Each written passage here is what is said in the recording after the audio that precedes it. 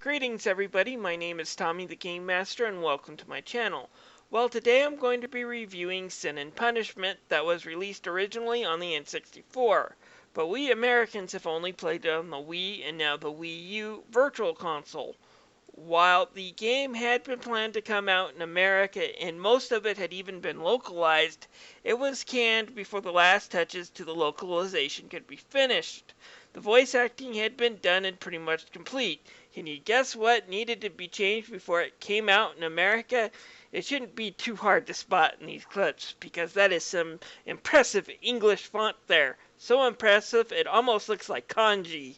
Anyways, let's take a look at Sin and Punishment for the Wii U Virtual Console and see if it's worth picking up. Well, the story in this game is probably the most cinematic game on the Nintendo 64. Fully voice acted in-game cutscenes, and oh boy, are there a lot of these cutscenes.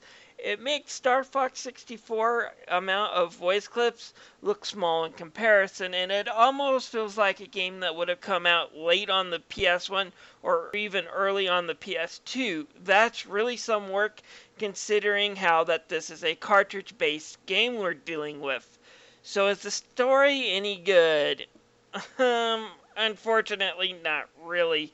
I had to go and look up the backstory on Wikipedia to understand what's going on here, but basically mankind has become too prosperous and we have run out of food, so we created artificial organisms called ruffians to eat and consume. Unfortunately, these things mutate and decide to take over Japan, throw in some sort of military group that wants to kill the ruffian but subjugate the people of Japan, and a resistance group that's trying to get rid of both the ruffians and this military group led by a mysterious woman named Aki, and your story is set.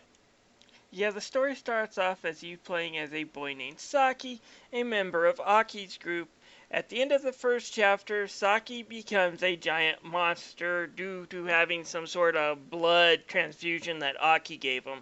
Since both the Evangelion and Fultron can't be held in, you take over as Iren, a female friend of Aki, to stop the military group and return Aki to normal. Things get even weirder after that. I won't go into full plot spoilers, but the ending has you fighting against an alien who turns into a giant planet.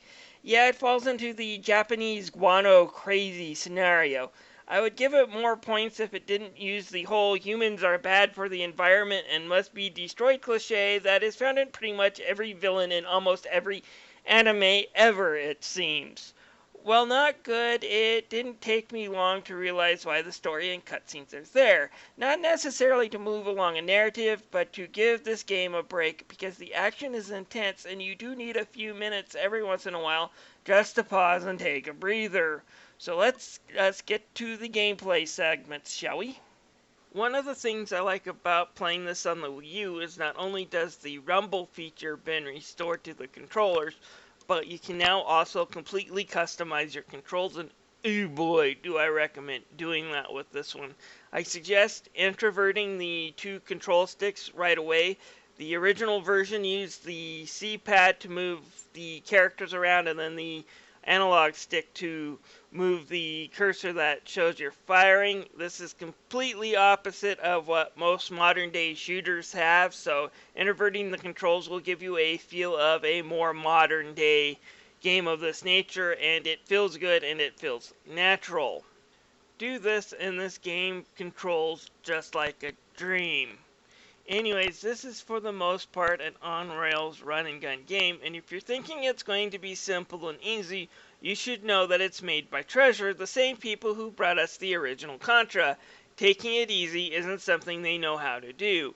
Anyways, one stick moves you around while the other moves your shooting pointing around to shoot incoming enemies, while a shoulder button will jump.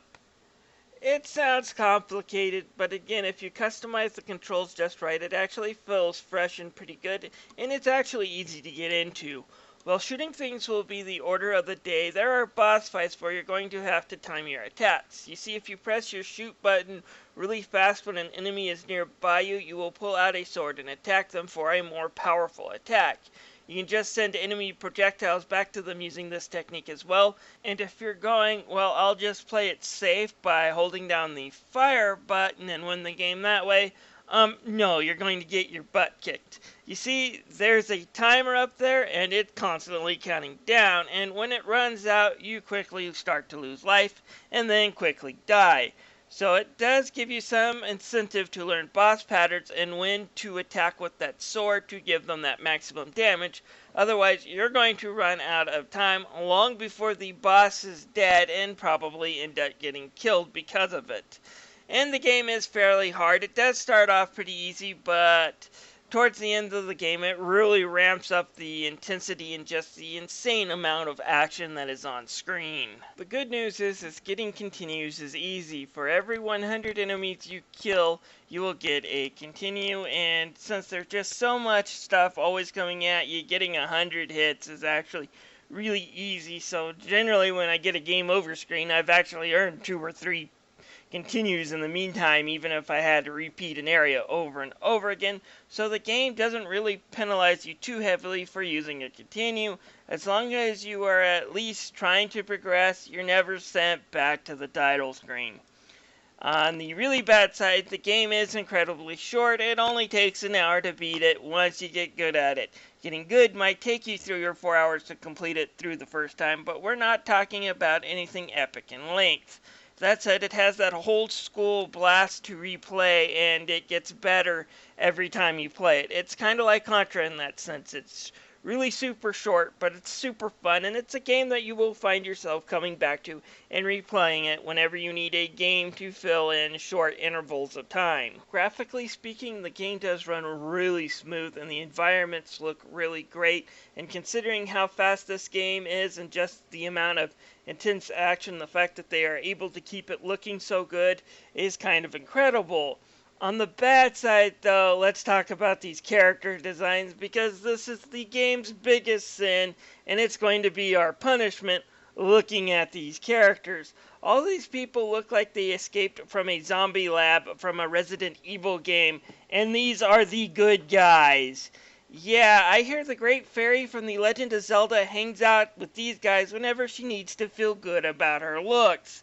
The character designs may be ugly as hell, but fortunately the gameplay isn't, and that's where the game really does do its best, is in the gameplay. Don't go buying this if you're expecting eye candy. There isn't any here. We get some decent voice acting for the day, meaning it sounds like garbage now. It really doesn't stand the test of time, but it's far from being Mega Man 8. They do sound a little garbled sometimes, which is why I'm glad they have these easy-to-read large subtitles. I mean, look how big and easy to read they are. I mean, most Americans can read kanji, can we not? While the music is okay, it's nothing memorable, but nothing bad. The same goes for that kid who transformed into the beast. Saki is nothing like you. I never thought you'd try to make friends by passing your blood.